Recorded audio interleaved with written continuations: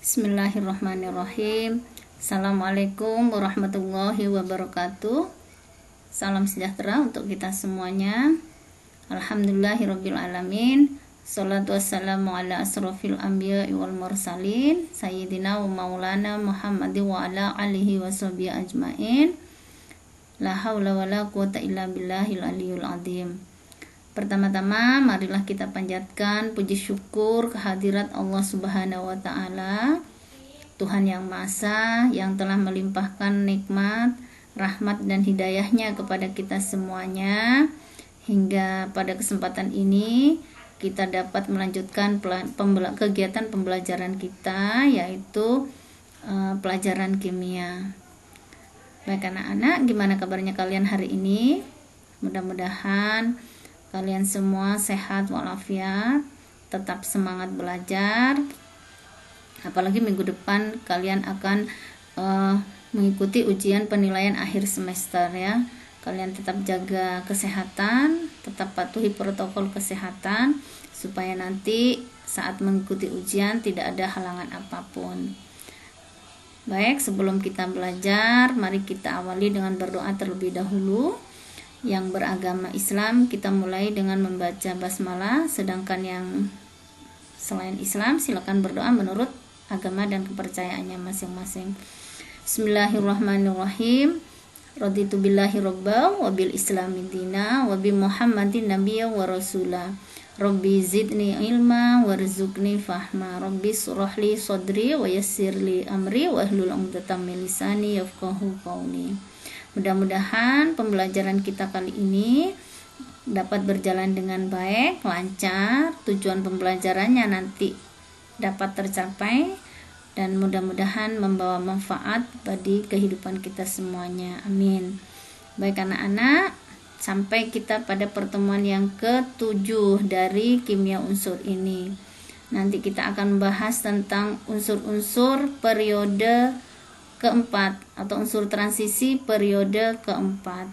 Jadi kalau kemarin kita belajar dari golongan A, maka hari ini kita akan belajar tentang unsur-unsur dari golongan B, di mana golongan B ini seperti terlihat, kalau kamu lihat di gambar sistem periodiknya, wujudnya adalah pada umumnya adalah berwujud padat ya. Baik, namun sebelumnya kita akan mereview tentang pelajaran yang kemarin, yaitu tentang unsur-unsur periode ketiga dalam sistem periodik unsur.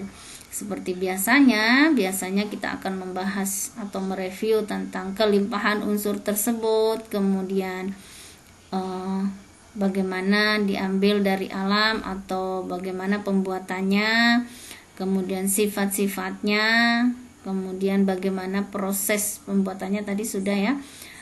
Selanjutnya penggunaannya dan dampak dari apabila kita menggunakan secara berlebihan. Oke, kita akan review sebentar. Kelimpahan dari unsur-unsur periode ketiga umumnya memang banyak terdapat di alam atau di kerak bumi, itu dalam bentuk bijinya ya. Seperti natrium kemarin ada di air laut dalam bentuk garam-garam kloridanya, begitu juga dengan magnesiumnya. Sedangkan aluminium itu ada dalam bentuk boksit atau dalam bentuk kreolit juga ada di situ. Sedangkan fosfor itu ada dalam bentuk fosfor merah dan fosfor putih. Belerang bisa diambil bebas di pegunungan-pegunungan berapi ya. Biasanya di situ ada kandungan belerangnya. Sedangkan silikon ada dalam bentuk mineral silikat.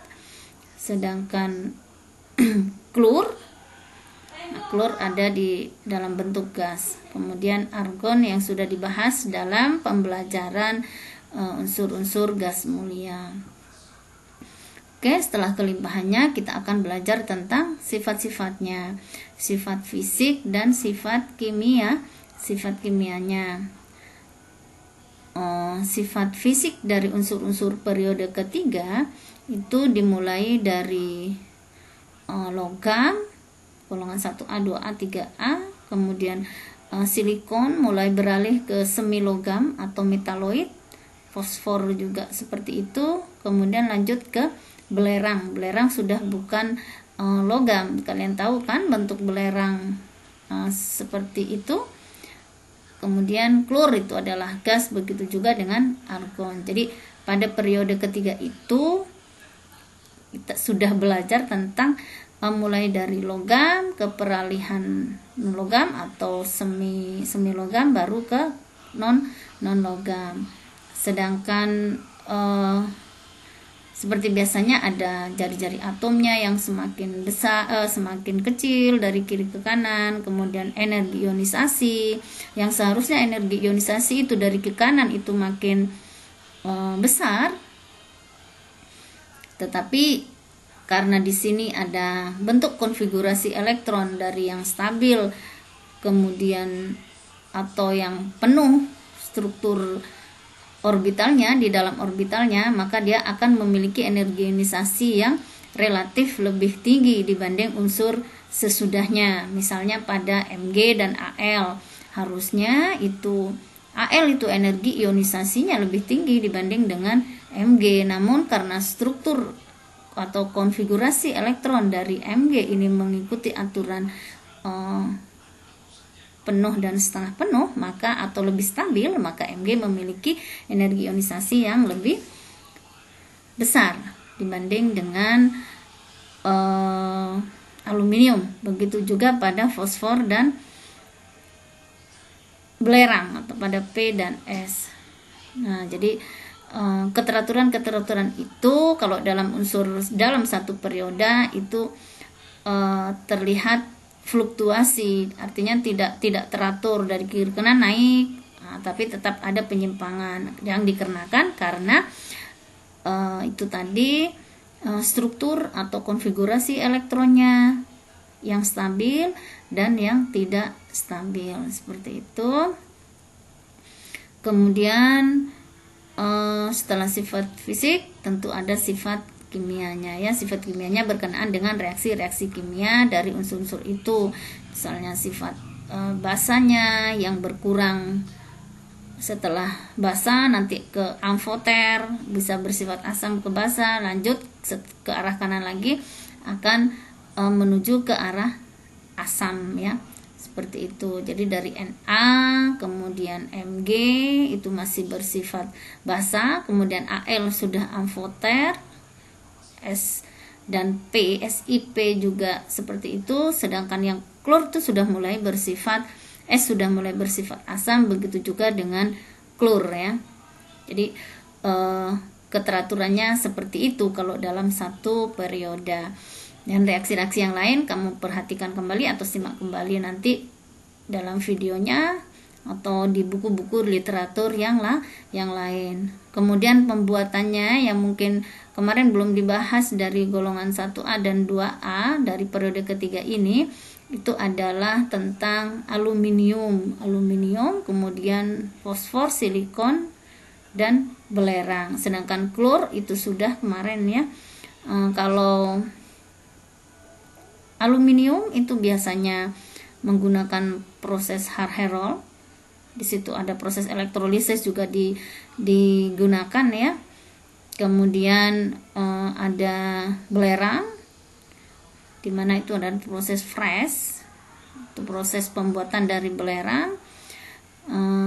Itu bisa kalian perhatikan kembali. Jadi nanti diingat-ingat tuh pengolahan ini prosesnya apa, bijinya apa yang dipakai ya. Oke, kemudian alutrofi dari fosfor, ada fosfor merah, ada fosfor putih, itu juga bagaimana sifat-sifatnya dari kedua fosfor ini juga kalian simak kembali ya.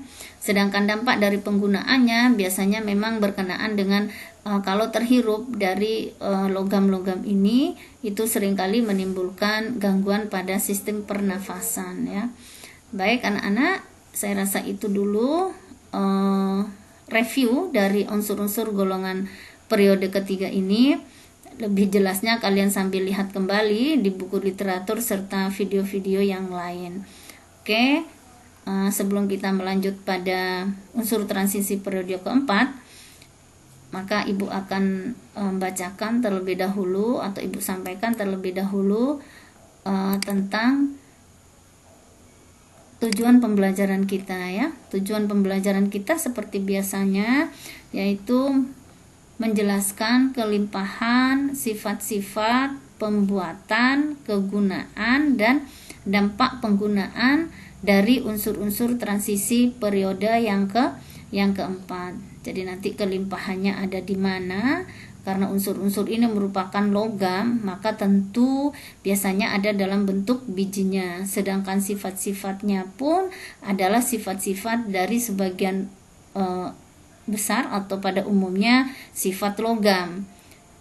Sedangkan senyawa-senyawanya yang berwarna-warni itu menunjukkan ciri yang khas dari golongan transisi periode yang keempat.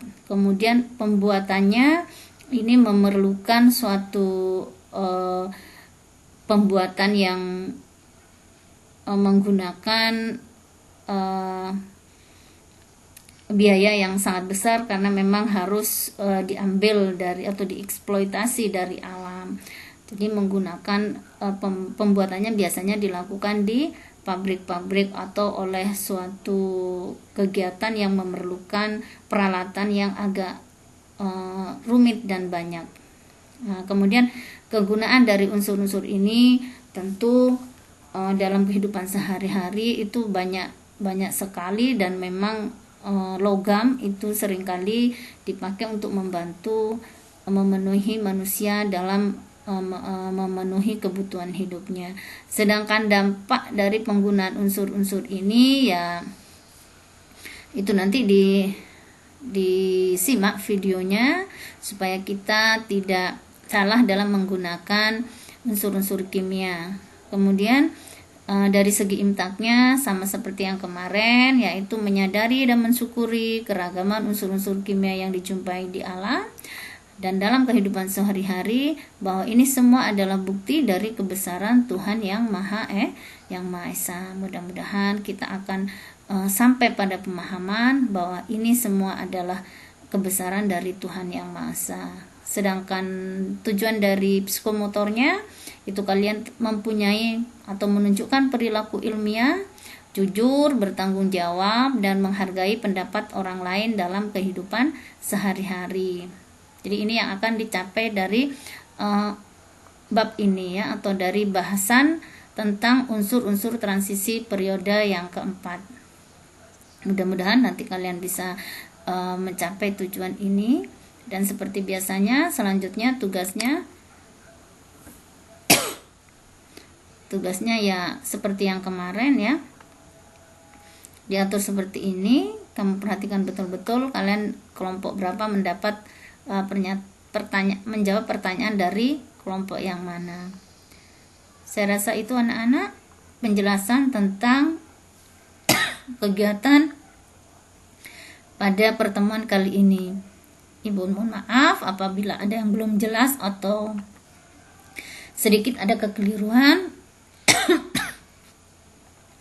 Ibu akhiri. Assalamualaikum warahmatullahi wabarakatuh.